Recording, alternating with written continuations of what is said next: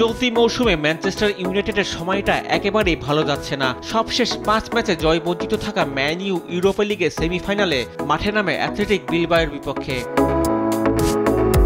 সান Mames স্টেডিয়ামে ম্যাচে ৩০ মিনিটে লিড পায় ম্যান ইউ।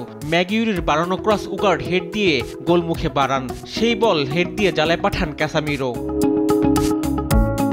৩৫ মিনিটে বিলবাওয়ের ভিভিয়ান ডি বক্সে ম্যান ইউর রাসমুসকে ফাউল করেন। রেফারি প্রথমে তা এড়িয়ে গেলেও পরে VAR এর সহায়তায় পেনাল্টির বাঁশি বাজান এবং ভিভিয়ানকে লাল কার্ড দেখান। স্পট কিক থেকে ব্যবধান বাড়ান ব্রুনো ফার্নান্দেস, আর প্রথমার্ধের শেষ মিনিটে ফার্নান্দেস নিজের জোড়া পূরণ করলে ৩-০ গোলে এগিয়ে যায় ম্যান ইউ। ম্যাচের ফলাফলও নির্ধারণ হয়ে যায়। আরেক সেমিফাইনালে বোডোকে ৩-১ গোলে হারিয়েছে টটেনহ্যাম। ম্যাচ শুরু ৪০ সেকেন্ডের মাথায় ব্রেন্ডন জনসনের গোলে এগিয়ে যায় স্পার্সরা। এরপর ৩৪ মিনিটে ম্যাডিসনের গোলে ব্যবধান বাড়ায় তারা।